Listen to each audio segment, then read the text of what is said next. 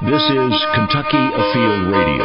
This is Ron Rohde, Kentucky Afield's first host back in 1953. Now, I'm proud to present Charlie Baglin. There is happy music playing, but we come to this program with a heavy heart.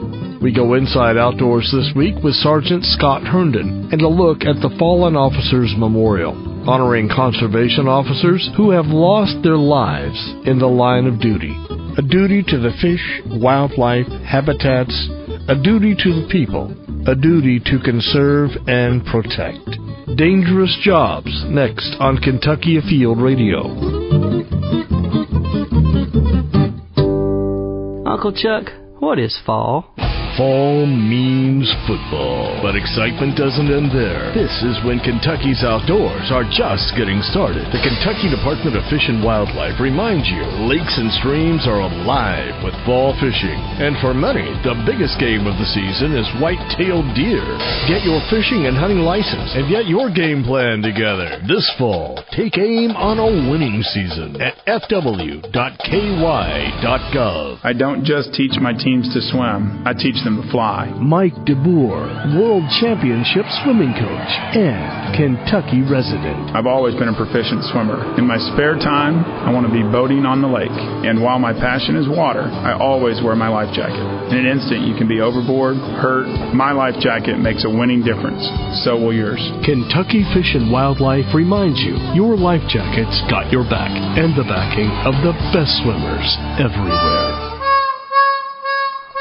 This is Kentucky Afield Radio. My name is Charlie Baglin. A solemn theme to the program. One that may make you stop and remember just how good you got it. Especially on the job. No matter what kind of tyrant of a boss you may have, co-workers you have to put up with, weird hours, less than adequate pay, or even if you have a wonderful job, college-educated professional with all the amenities and handsome salary that comes with it. Every career has its moments. A relative few of us face, or potentially face, grave danger on a daily basis. Firefighters certainly do. Many in the emergency medical and rescue professions do as well. Law enforcement. We go inside outdoors today with Sergeant Scott Herndon. He is a Kentucky conservation officer. The old term for that is game warden. Sergeant Herndon is in charge of a memorial project in honor of officers who have paid the ultimate sacrifice. And there are dangerous jobs out there. But when tragedy happens, Scott, you have to feel the bond.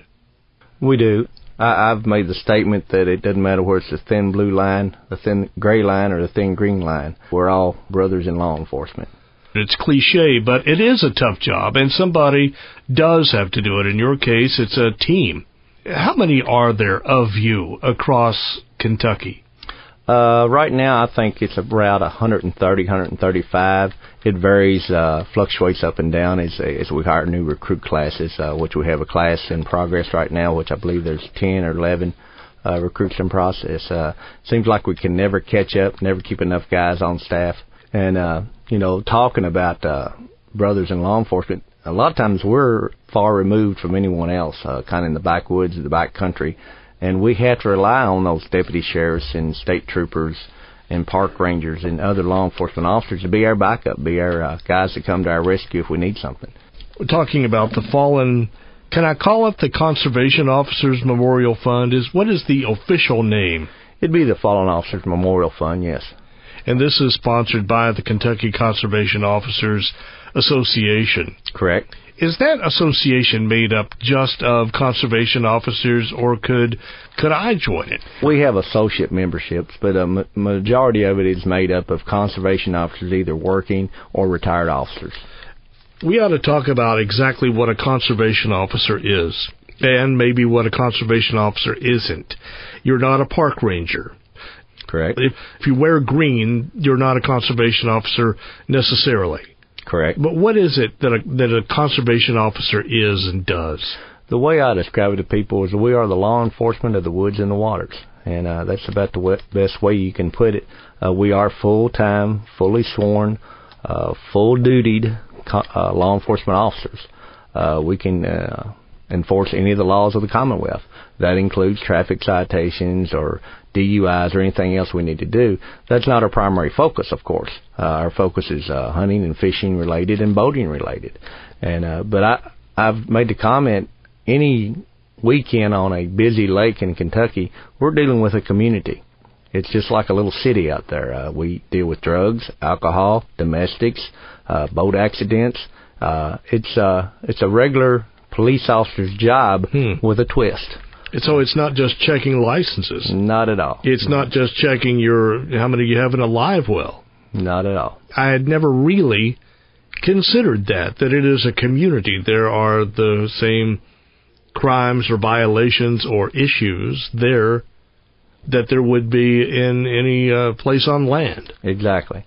But we throw in the element of the water. You're trying to hold to a boat to check someone. There's waves, there's sounds, there's the sun. I mean, it's a little more difficult than pulling a car over on the blacktop and walking up to a vehicle. So it has some challenging aspects to it. But we do the exact same job. We're just in a different environment. You have what is classified as in the Kentucky Department of Personnel as a hazardous job, meaning that there is some risk to it. You accept that risk, even at the face of your own safety, for the benefit of the greater good of the Commonwealth. Mm-hmm. Is that done readily? Is that done with apprehension to know that when you go to work in the morning, you might not come home that night? Or if you may wind up in a hospital that night, if you come home at all. Most of the nights, you will come home. But there is no milkman memorial. There is no checkout clerk at the drugstore memorial. And there's a reason for that. There is a hazardous job, and there are non-hazardous jobs. And I'm sitting here behind a microphone. I very much have a non-hazardous job. But when you leave here, you're back in the woods. And everyone you're going to encounter, especially during hunting season, is going to have a firearm on them.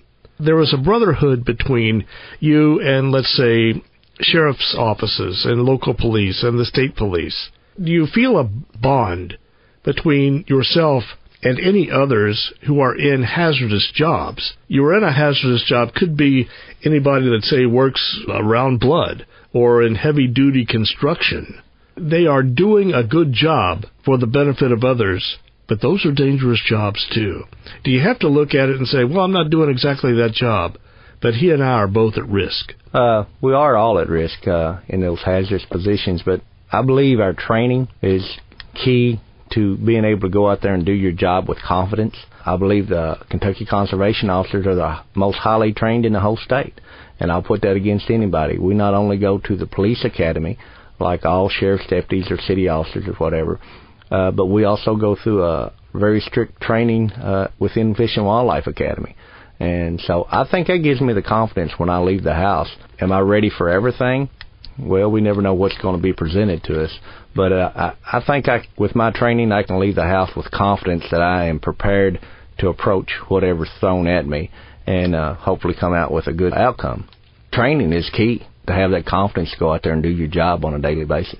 So the training has to be a lot of psychological training, because you're going to come up against would-be criminals, and they're going to throw some stuff at you that you have to be prepared for.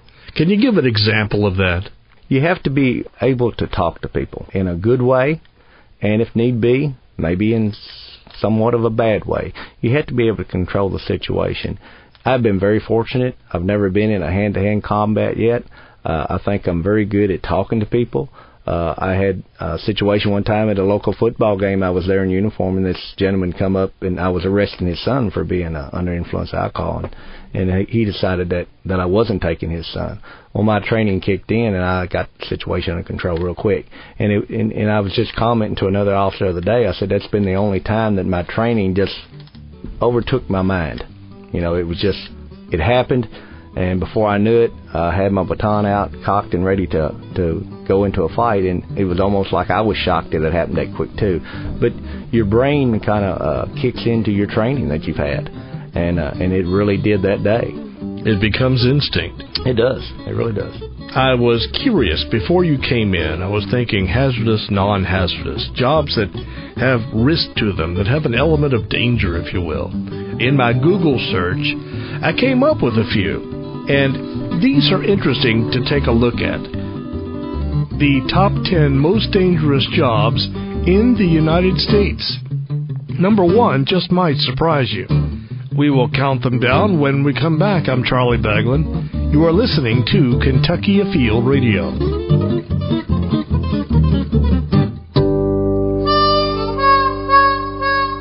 This is Kentucky Afield Radio. My name is Charlie Baglin. In the studio with Sergeant Scott Herndon with the Kentucky Conservation Officers Association. We are talking about dangerous jobs, jobs that, well, you could potentially lose your life doing. And being a conservation officer is one of them. A memorial to honor fallen conservation officers is being built under Sergeant Herndon's leadership. We'll tell you more about that as the show progresses. But there is danger everywhere you go. And in some jobs, more danger than you may have ever thunk. The top 10 dangerous jobs in the United States. This was put together by CNN.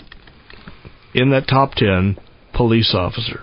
Now, this is nationally. You may have statistics here that flesh this out some. 18 workers out of 100,000 are killed a year. Does that sound like numbers that you are familiar with? It does. Industrial machine repair. A hazardous job. Out of 100,000, 20 are killed in a year. Next up the list, sanitation worker, 30 out of 100,000 every year. Median salary, it says $34,000. You're putting your life on your line for $34,000. Important job, roofers. Roofers, 32 out of 100,000. That's a dangerous job. Here's one that we can readily accept. Firemen didn't make the list, but mining machine operators certainly did. 39 out of 100,000. Farmers and ranchers. You wouldn't think that, but they talk about tractor rollovers. Out of 100,000 every year across the United States, and this must be more out west than here in Kentucky, 41. 71 out of 100,000 airline pilots. That baffles me there. It does. Loggers, 92 out of 100,000. Loggers. That would have to be tough if you're in the Northwest. But get this, Sergeant Herndon, and this is a job that you work with every day. The most dangerous job in the United States is a fisherman. Oh, really? That must be up in the Aleutian Islands or in the icy Northwest, where you're out there on these little boats and there's 116 out of 100,000 killed every year. Can you believe that? Yeah, I'm sure that's a lot of the commercial fishermen rather than recreational fishermen. I'm sure if you were in Maine or Alaska, you may find a fallen fisherman memorial. Right. I would not doubt that a bit because that is a tough job. And they do this, the median wage for a fisherman in those conditions, $27,800. It's not much money. No, sir, it's not. If OSHA is tied to it, chances are it's a dangerous job, or there is some element of risk to it. If you're a lineman, somebody said, a lineman climbing telephone poles, soldiers, of course, high-rise window washers, industrial waste, industrial materials, toxic substances. If you work with electricity, confined spaces, these are tough jobs out there. Right. But you don't hear about their memorials. I guess they're just out there. Maybe it's sort of a quiet thing. But my hat is off to anybody who does a dangerous job because you are clearly overlooked. And that certainly takes into account Kentucky conservation officers.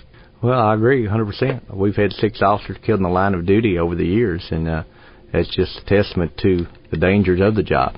Walk me through the day of a conservation officer.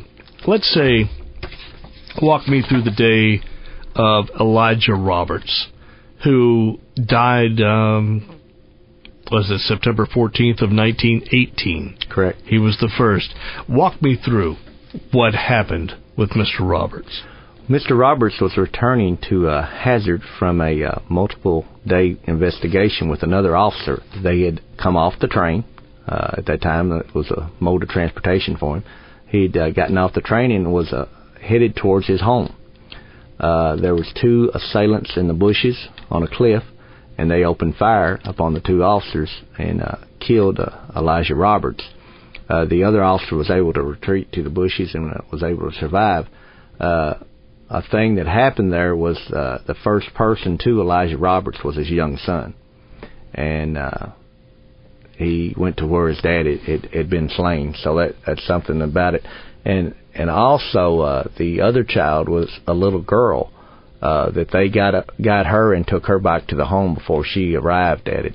And I've been able to speak with the granddaughter of that little girl, and she was at her groundbreaking dedication back in July. So I was really proud that to have someone like that that's connected to the family. My mind doesn't work that way, Sergeant. I've not been in your shoes. I've not been in the shoes of Elijah Roberts. Correct. That when you go into the field doing good work for good people, that you may die. Right. And I tell people, a lot of people say, you guys are crazy doing what you do. The thing about the vast majority of people we approach or encounter are good people out having a good time recreating. And unfortunately, the one out of ever how many is the one that sticks in your mind sometimes. You may deal with 500 nice people and you meet one bad person, and that's the one that sticks in your mind and makes the job difficult. But I approach everybody in a calm, cheerful manner as much as I can and let them take it to where it goes. And the majority of the people are just out there fishing or hunting and having a good time, and it's a good encounter. And I enjoy talking to the sportsmen and being out there with the sportsmen. It's a job I truly love. But unfortunately, there's that element of the person that's not quite on board with the rest of the people. People know you, especially people in and around Bullitt County, Taylorsville Lake. You patrol there. I do. Sergeant Herndon, the man with the mustache and the big smile. I'm sure you have come across a lot of people, and they remember you because you were friendly and you treated them equally. Right. James Claxton. I don't know the Claxton name, although I am from Carroll County. I grew up there, but I don't know that name. But he's number 2 on this list of fallen conservation officers. Elijah Roberts and James Claxton. They were conservation officers before there were conservation officers. The Kentucky Department of Fish and Wildlife, as it exists today, didn't exist then. So what is the definition of who they were, the roles that they played? Well, I like to look at them as the forefathers to conservation law enforcement. They were hired by the counties back in those days. And that's the job they did, but they did the same job we do. It was just in a prior to Kentucky Department of Fish and Wildlife existing as it does today. That's why we wanted to include them, because they were our predecessors to the job that we do today. And they did it differently back then. Today, you're outfitted with many hours of training. You're outfitted with a 4-wheel drive vehicle, firearms, uniforms, and I'm sure the list goes on from there. They didn't back then. They gave you a badge, and did you even have your own gun, or did they issue you a gun? I'm not real sure how it was back in those days. What I've been told is those guys were paid per arrest or citation. They was kind of like piecework. Is how they were paid back in those days. So it's changed a lot since then. And since I've been here almost 13 years, the job has evolved and changed somewhat since I've started. So I can only imagine how much it's changed since back in those days. I've heard stories that they said, back when they hired me, they gave you a gun and you used your own truck. Correct. I can remember those days. Before I worked for the department, but I can remember, 30 years ago, the local officer was John Wells.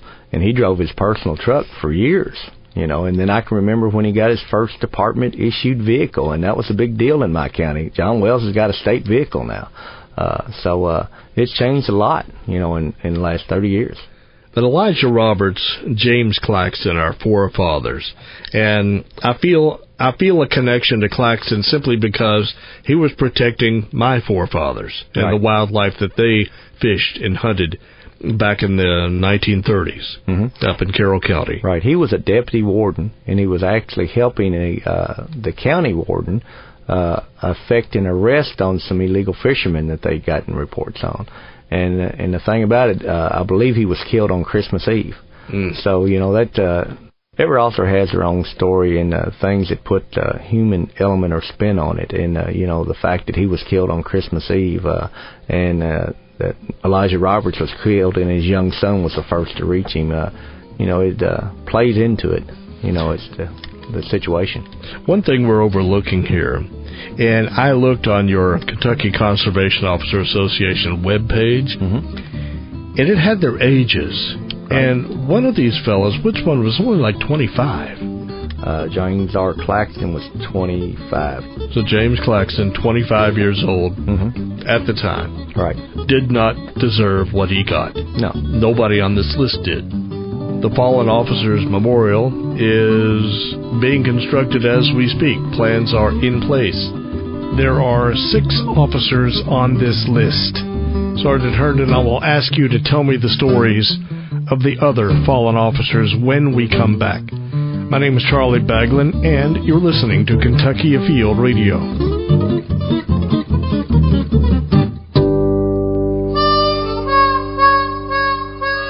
This is Charlie Baglin on Kentucky Afield Radio. It's Labor Day weekend.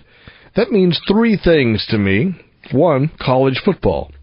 2, an extra day off to recover from the college football. And 3, it is our last big boating weekend of the summer. Starts off with Memorial Day, 4th of July, and now Labor Day. So, skipper, don't skip the life jackets. If you canoe, kayak, jet ski, fish, pleasure boat, even if you walk on water, your life jacket's got your back. Time now for our fishing report. This is Kevin Fry with your Eastern Area Fisheries Report. Getting quite a few good reports for catfish in the larger reservoirs now. Channel catfish action in upper lake areas at Yatesville, Dewey, and Fish Trap Lake is good and improving. Also seeing some nice catches of crappie come from Dewey in the lower lake. Minnows or toot jigs at 6 to 8 foot depth are working, and fish are grouped close together around structure. Some real nice catches of walleye at Paintsville Lake. Fish are coming from edges of grass beds around marina and islands. Night fishing has been more successful. However, there are also fish being caught during the day. Trolling, jigging, and casting are all being used to catch walleye along grass edges. Reports on smallmouth bass fishing in the Liza Fork upstream of Fish Trap Lake has been good. This is Jeff Crosby with the Central District Fishing Report. Lake temperatures are running in the upper 70s, lower 80s. Lake bass fishing is very good. Many of these fish can be found around main lake points. You can use crankbaits to catch a few of those. Also, fishing soft plastics around shoreline cover has been very productive. Fishing at night, especially at Gist Creek or Harrington Lake, can be very productive, especially with soft plastic baits and pig and jig combos. Additionally, getting some good reports of crappie being caught at Taylorsville Lake. Fish later in the evening or early in the morning. Fish are running in about 6 to 8 feet of water. Fish standing timber or brush piles that are adjacent to deep water. Finally, channel catfish and blue catfish at Taylorsville are very good on cut shad. So good luck, good fishing, hope to see you on the water. Hi, this is Eric Cummins with your Southwest Kentucky Fishing Report. Now that we've had a taste of some late summer heat, consider the following options to beat the heat on a shady creek or river near you. The Rolling Fork River near Lebanon, Barren River below the dam to Bowling Green, Drake's Creek with the Middle and West Forks, Green River below the dam to Munfordville, Little Barren River below Sulphur Well. Arm yourself with either a bucket full of grasshoppers or just a few spinners or small cranks, and you can give yourself some good action for the day. Don't overlook our air-conditioned fishing on our cold water areas, Cumberland River tailwater, Nolan tailwater, Trammell Creek, and Jennings Creek for trout, all of which will be stocked this coming week. As always, good luck and good fishing. Be sure you wear a life jacket. This is Kentucky Afield Radio. Topic today is the Fallen Officers Memorial. If you know a conservation officer where you live, today's show may give you a little deeper appreciation for the job they do. More after the break. Uncle Chuck, what is fall? Fall means football, but excitement doesn't end there. This is when Kentucky's outdoors are just getting started. The Kentucky Department of Fish and Wildlife reminds you lakes and streams are alive with fall fishing. And for many, the biggest game of the season is white-tailed deer. Get your fishing and hunting license and get your game plan together. This fall, take aim on a winning season at fw.ky.gov. We are back. My name is Charlie Baglin. You are listening to Kentucky Afield Radio. We are talking with Sergeant Scott Herndon, who is the Vice President of the Kentucky Conservation Officers Association and the man in charge of the Fallen Officers Memorial, which honors Kentucky conservation officers. Those are the guys in uniform that patrol on boats, check fishing licenses, check to make sure you have followed the deer regulations, law enforcement in the field, for outdoor activities such as hunting, fishing, and boating. Scott, before we went to break, we were talking about the officers whose lives were taken in the line of duty. John Martin, 1947. What is Officer Martin's story? Officer Martin was shot by a squirrel hunter, checking squirrel hunters in Warren County. The assailant and his brother were charged a few days after the incident. They were able to apprehend the people, and they were charged for the murder of John C. Martin. Are any of these cases unsolved? Well, Elijah Roberts, the first one, they never found out who killed him, and they said it was a revenge-type situation, they believe, but they never were able to apprehend the people that done that. I believe all the rest of them have been solved. Denver Tabor was the fourth one. Now, he was actually drowned attempting to save a young boy that fell over the side of a boat up in Ohio River near Dam 40. Out of the 6, 4 of them was killed by gunfire. So I think it kind of put the spin as to what we deal with. One was killed by drowning, and another, Douglas Bryant, which was the last one, he was actually killed when the person he was pursuing, he'd done a traffic stop, and the person decided to take off on him, and he was pursuing him, and that individual rammed his patrol truck with that car, and his vehicle overturned and ejected him, and he was killed in the vehicle crash. So 2, one was drowning, and one was killed in a car crash. Right. The other were just flat-out murders. Correct. So when we talk about Doug Bryant, we've left Bob Banker out of this for the moment. Right. But Douglas Bryant, and I remember that in 2003 that happened. The people who were charged, arrested for their deaths, still in lockup? I don't have the history on the one with Douglas Bryant. I believe he was charged and prosecuted, and I know he served some time. I'm not sure if he's still serving at this time or not. I know the man that killed Robert C. Banker, he's still in prison to this day. Bob Banker, 1987. What happened with Bob? Officer Banker was checking fishing license in Christian County, and had approached this individual that and checked his license. The individual did not have a fishing license. He issued him a citation for such, and then was leaving the area to go back to his patrol vehicle or whatever, and the person he wrote a ticket to had a .22 rifle on the bank with him, and he yelled to Officer Banker, and Officer Banker turned around to see what he wanted, and he opened fire on him, striking him with a .22 caliber rifle and killing him. Also during that, there was a farmer in a field nearby that seen what was happening, and the farmer yelled at the individual while he was shooting Officer Banker, and he turned the gun and also shot the farmer, and he struck him in the arm. He did survive, though. So those are the 6 fallen officers. We pray there won't be a 7th. Correct. There is a memorial that is being constructed in Frankfort to honor conservation officers from all over the state and from across time. When is the construction of that scheduled to be completed? Our hope is sometime in October, November to do a dedication of the memorial, and that depends on weather and the way things progress. We don't have a solid date yet, once we have a solid date, we plan on having a nice ceremony. I've told people, I said I plan on having the governor invited and dignitaries and bagpipe bands and mounted horsemen and drum corps and the bagpipes and the whole 9 yards. So we plan on really putting on a nice ceremony for this, because this is a once-in-a-lifetime thing to dedicate this. This is part, I guess we should have stipulated, conservation officers are employees of the Kentucky Department of Fish and Wildlife. They have a division of law enforcement. That's the property on which this memorial is going to be constructed. For anybody in Kentucky curious, well, exactly where? Frankfort sort of got a lot of these things, the Vietnam Memorial, and there's the History Center, and several places you would come if you're doing the tour of Frankfort. Now you can add this to your list come fall, but that is on U.S. Highway 60. It's a little bit west of town, the Kentucky Department of Fish and Wildlife, very near to the Salado Wildlife Education Center. And school kids by the hundreds, if not the hundreds of thousands, have been here. But it's very close to the entrance of that, so it's kind of hard to miss, even if you're coming for any other reason. We designed this memorial to be user-friendly. It's got 9 benches in the design.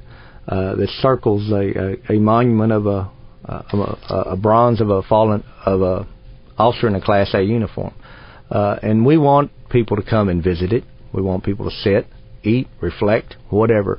And those 9 benches represent our 9 law enforcement districts across the state. Describe it. Paint a picture for me of what this is going to look like when completed. You'd already started. You said there were 9 benches, right, and it surrounds an officer in Class A uniform. How big is it, floor space-wise? Could you fit this in a gymnasium or volleyball-size floor? What would that be? I would say about a volleyball-size, half of a court would be about it. It's round in design, and then it has a walkway coming off of it. A lot of people call it a keyhole design, you know, the round circle with the walkway coming off the circle. In the middle is the bronze of the officer in a Class A dress uniform, and he's saluting. And what he's saluting towards is the walkway that is lined with the 6 fallen officers. There'll be a pillar for 6 officers, each one of the officers, and on the face of that pillar will be a laser engraved likeness of the officer and circumstances surrounding his death. And these pillars are all laid stone, which makes them very nice, and on the lid is black granite. So when it's laser engraved into the lid of this granite, it really pops at your eyes. It's really, really sharp, and we're very proud of that. And then within the design, there are pavers inside the walkway in the circle that people can buy to help fund the project. I like the fact that you're telling a little bit about the person's story and showing their face. It goes a little deeper than just seeing a name and maybe a name and a date. Right. This sort of brings it home to people. It does. I think it connects them to say, oh, well, this is a real guy, this is a real family, this is a real situation that happened ever how many years ago.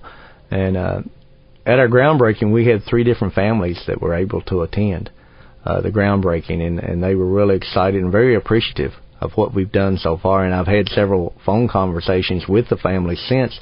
They keep contacting me, asking more questions as to how can I help, what can I do for you. We're so proud that y'all are doing this for our loved one. So there's been a lot of thought put into this thing. It's been about a 5 to 6 year process to get to this point. I have to ask, because I know if you're designing something and you have more than one person doing it, there's going to be some disputes. There's been lots of discussions and changes, but I think overall we're pretty. I think most people's happy with the design, and I've had a lot of good comments. If someone wants to view the bronze statue, it's on display in the Salado Center now. It's completed, and it's on display there, and waiting for the memorial site to be completed so he can be moved out and put in his proper place. I spent some time earlier this year in St. Louis, and there they have what we call the Gateway Arch, or the St. Louis Arch. It's huge. The proper name for that is the Jefferson National Expansion Memorial. that wasn't the first design. What they erected wasn't the first thing that somebody sketched out on a piece of paper all those years ago. There was a bunch of designs, and they settled on this one. And it has to be the same for memorials everywhere you go, and it has to be the same for yours. I'm sure there were a dozen ideas or more. Right. Were there? There were numerous ideas. We decided to put together a committee. That committee met with sculptors, memorial companies, to come up with ideas. And then once we kind of come up with the idea that the committee wanted, we took it back to the Kentucky Conservation Officer Board and let them look at it and got their approval and blessing to proceed on. You were never going to put up a Washington monument. We know that space and money available had to play into this. But I'm sure there were some standards that had to be hammered out over several meetings. It did. I told the Officer Association when they wanted me to be the chairman, I said, we're going to do it nice, we're going to do it right, it'll be something we're proud of, or I said, I'll have nothing to do with it. And I've gotten their full support. The Conservation Officers Association, to get this project underway, put up $40,000 of their own money. And that's what got it started. That didn't nearly complete the project by any means, but it's the commitment they had to get this thing built. It's about a $140,000 project, and we're over $100,000 and closing in. You have been on this program before. I have. A couple of years ago, and I remember you talking about that money was sort of an issue. It was an obstacle. Where do you get the money? Who contributes to it? Tell me about fundraising efforts that you've had. We've done several. We did a sporting clay shoot last year that we're doing again this year. Just here recently, the 6th District officers partnered with a pizza and sub shop in Lawrenceburg, and we was able to raise $750 in 3 hours. $750 in today's standards isn't a huge amount of money, but every little bit does help, and so it's going to a good cause and helping us get to our goal. You talk about the groundbreaking. I was there, and I remember you there. I remember that day well. I remember it was warm. Media were there. Scott, we need to go to a break, but when we come back, I want to introduce a co-worker of yours, Officer Rufus Cravens, a poem he penned to describe what it is that you and your fellow officers do. I think it's touching. Conversation continues after the break. This is Charlie Baglin. You're listening to Kentucky Afield Radio.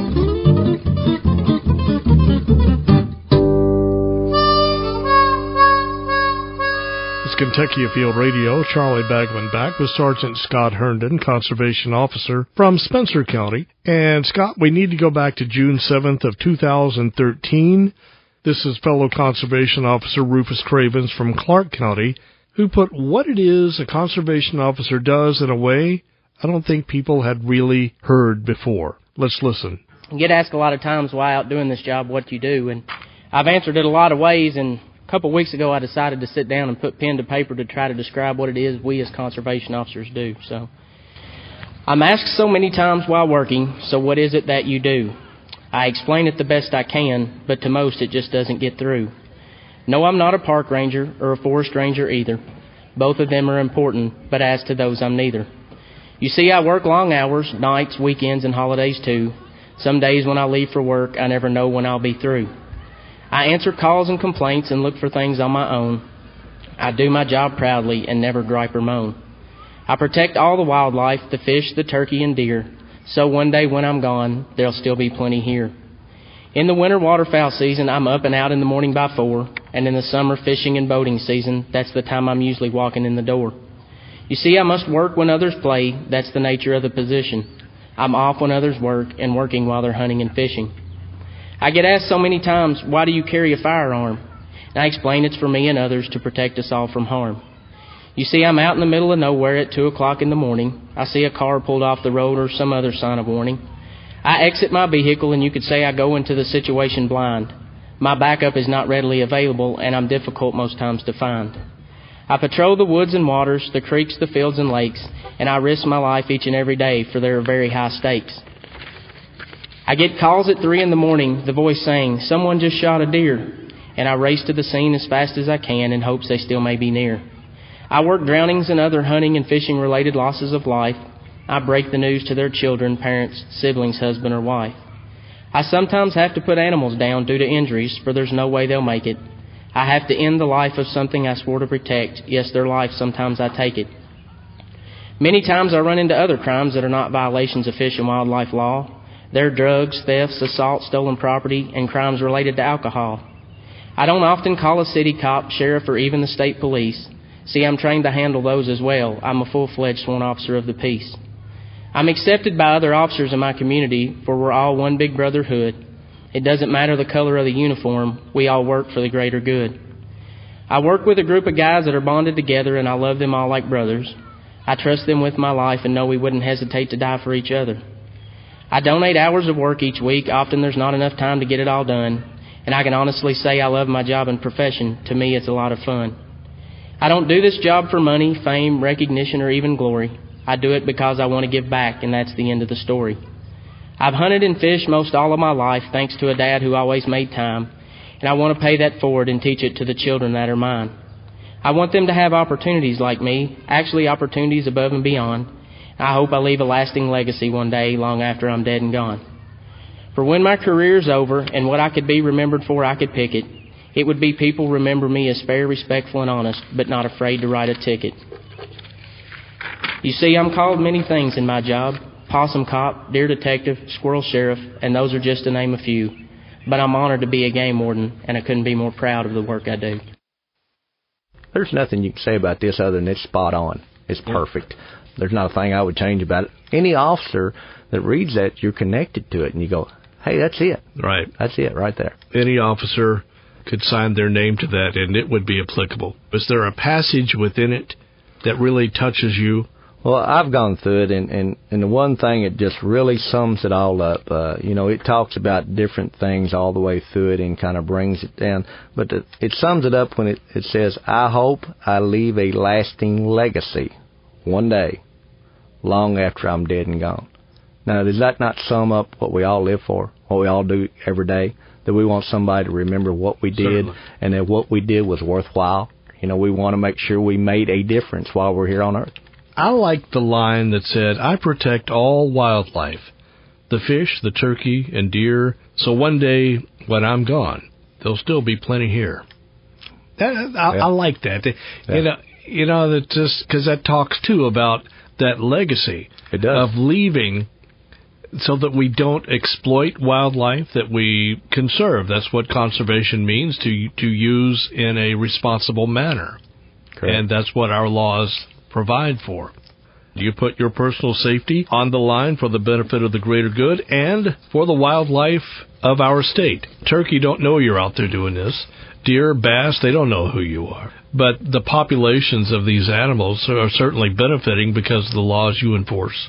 In service projects like these, Sergeant Herndon, money is the name of the game. But you've had some good ideas during this project. One is coming up in just a couple weeks. We are still trying to raise money. One of the things that we are doing here in the very near future is we're having a Fallen Officers Memorial Sporting Clay shoot. Saturday, September the 14th. It'll be at the Steel Technologies Merwin J. Ray Trap and Skeet Sporting Clays Range in Eminence, Kentucky. It's a fantastic facility and is actually owned by the family of our Fish and Wildlife Commission Chairman, Stuart Ray. And he has been very good about helping us get this range for the last 2 years and assisting us with doing this. September 14th, where can folks sign up? Where do they register? Where do they find out more? Okay, we need them to register by September 1st, if all possible, because everyone that has a team sponsor will be put on the back of the T-shirt, as long as we get them in there by September the 1st. You can contact me directly at 502-797-8961, or you can call the Department of Fish and Wildlife, and they'll get the information to you. It's spirit like you have and your crew has that really makes the world go round. And I hope that this has a big turnout and you do good work there. Here's a question that I ask everybody that's on the show. Has nothing to do with your job necessarily. Do you text and drive? I don't as much as I did. And really, I'll be honest with you, I think it's a bad habit. I make myself pull over. I make myself do it.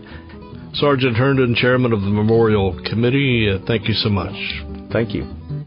We have been talking with Sergeant Scott Herndon with the Kentucky Conservation Officers Association, not just an association member, but an active on-duty conservation officer. You will probably see him on patrol around Bullitt County and Taylorsville Lake, on duty at least, as I like to say, to conserve and protect.